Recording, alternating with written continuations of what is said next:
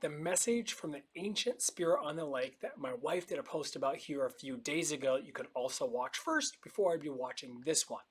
So I want to explain to you what happened on that lake in that prior video. And I also want to explain to you the message that this spirit shared with me and the message that God allowed me to share with others here as well. Now, before we go into how the channeling or the spirits work on here with God and me, it is important to kind of give some context on here as well. So we were on the lake here with a few amazing friends of ours. My wife and I were there for 4 to 5 hours, having a great time. One part through the lake we're going through on there, I just started having this strong feeling that there was just something there, some kind of a strong energy, some force, just something different, not in a bad way at all, just something that was there. And then as I was just sitting in the boat, we're driving around there, I kept hearing this name about 20 or 30 times being told to me in my mind here that it was just very rhythmic. Now, this particular spirit or God occurrence does not want me to share the name with everyone out there. People on the boat know, my wife knows, but I'm not allowed to share this name here. And there are certain spiritual laws, or God has laws regarding spirits and energies out there. I can go over this in a later video, but one of them I will never break is when God or Source tells me not to say or do something or share something, I never will, because I'm never going to mess with spiritual laws that should never be broken with or messed with. So going into this here, the name I'm going to give you is very similar, but it's not the name that's out there. Again, as respect, but I wanted to share with you on here what it is, and I kind of have my journal here I look at as well. But the best word I can kind of say is for this name is like Tol Me Zomo Lee. Tol Me Zomo Lee. And I kept hearing it. It's very rhythmic in my mind. Tol Me Zomo Lee. Tol Me Zomo Lee. And it kept happening 30, 40, 50 times in my head. Very peaceful. And again, we're just driving on the boat. Well, we got to a spot there where, I kind of told everyone on the boat, and they're aware of my spiritual gifts. And I said, hey, would you mind if I took a few moments here to kind of meditate, to kind of center myself and try to connect with God and Source regarding this? And they're amazing friends I have, so they allow me to do this. And I go into this meditation mode I have, right? I kind of shut my body down. I start breathing in a very certain way, kind of calm the mind so I can connect on the higher vibration frequency level that's out there. Um, I had no idea, by the way, that my wife was going to film any of this until I was done. And then she let me know she had filmed it. No idea at all.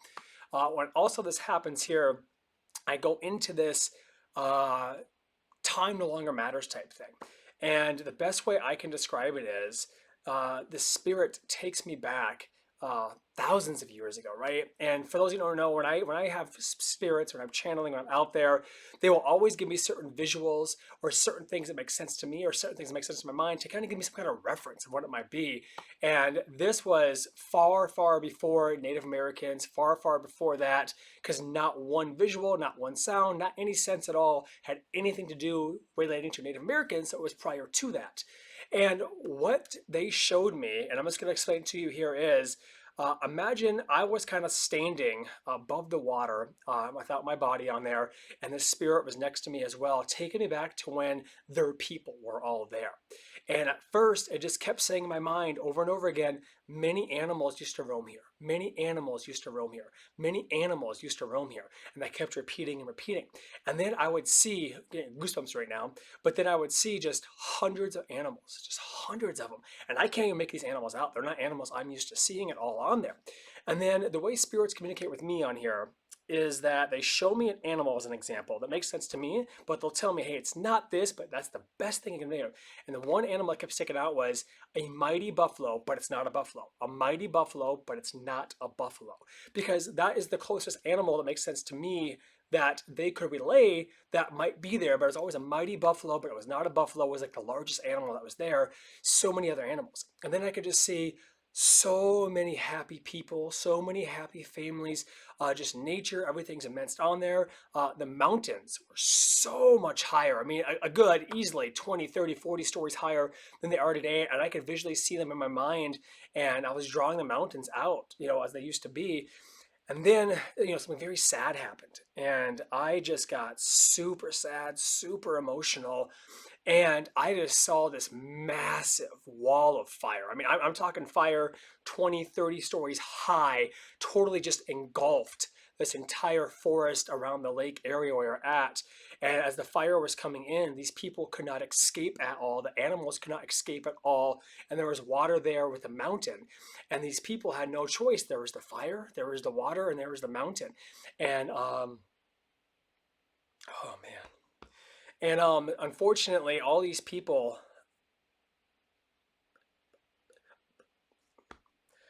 sorry, all these people ended up dying, right? Whether it was from fire, from drownings, from whatever it was, they ended up dying from this massive fire that had occurred on here, unfortunately.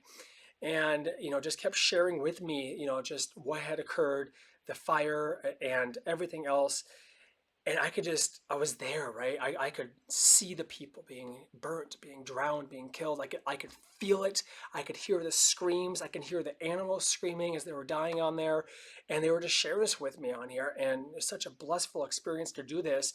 Now, the spirit here that was talking with me, connecting with me on here as well, it was very interesting because they were wearing, again, makes sense to me, again, semantics on here, but they were best I could describe it as they were wearing like a dark green seaweed type outfit. It's not seaweed, but again, they show things to me that make sense. That's the closest thing possible. So this dark green seaweed type outfit that was very long with a very dark black undertone. So dark green seaweed type look with a dark black undertone is the best way I could describe it. And then on the lake we were at, several mountains, and it would show me that, hey, I was buried over there. I was buried over there somehow in some way. I was buried over there. Now, mind you, the mountains currently today are so much smaller. So they were just showing me back then the mountain's big. I was buried over there. I was buried over there. But then just, whew, once this happened on here, just a huge, I describe it as an energy portal almost, where then just thousands of just voices of happiness, voices of joy, voices of not being forgotten, voices of love, and voices of togetherness were just coming in that I can't even describe in words, just the pure love and happiness. It's as if, this spirit or God wanted just to share this memory, just wanted to not be forgotten and wanted to share this with me. All right. And so then, we went on the lake and we kept going.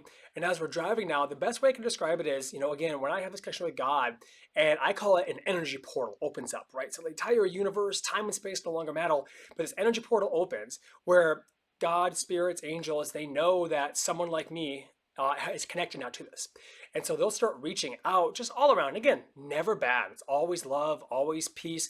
A lot of times they just don't want to be forgotten. A lot of times they just want to know that somehow in some way they can still connect. A lot of times they just want to share that love. They just want to share that gratitude. And, for me, it is beyond a blessing that I literally would just sit there, a lot of times my hands held out and just sharing that love, right? Because that's really what it is that these spirits sometimes, these ancient people, these where his land's at, they just want to share things. They just want that love to be there. They don't want to forget to be there. So that is what occurred with me on that lake that day. After that, a lot of high energy things were going around, a lot of chills, a lot of goosebumps, but nothing but love that occurred out there. But this is just one example of many that continues to happen, through God with me. Again, I am just a vessel. I am just a soul that's here. I'm just going to keep sharing my journey with everyone out there. I would always love to hear from you, hear your experiences, hear your feedback. We're not alone. We are always one, but love will always guide us. Love will always unite us. Doesn't matter who, what, when, where, or why. It is love as the key. And we need to be open to what God's trying to share and not so close-minded into a society has us thinking is only around there. So I gratefully thank you so much for watching these with me. Grateful for you to kind of share along this journey with me. As always, I'm going to my abundance of love, light, and life.